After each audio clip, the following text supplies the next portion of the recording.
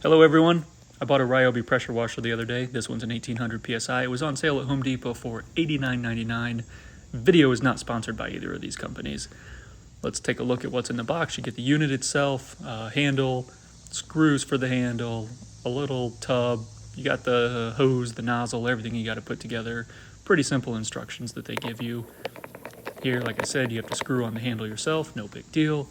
And then you get the nozzle itself, attach the extendo unit to it. Super easy to get through this. And after doing that, you just need to take a little cap off the nozzle itself and connect the hose connection that they provide. Get that connected to the unit as well. And then on the other side of the unit, you have to connect your hose that comes from the house.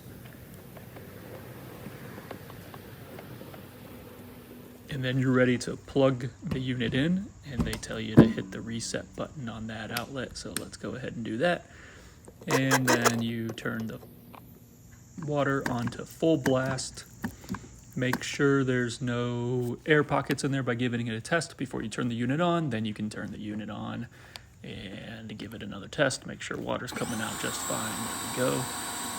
Next step, you can attach one of the pressure nozzles. They give you two. This is the lower powered one, which I will use to get the car all wet before I soap it up. This was my first time using it. Pretty nice.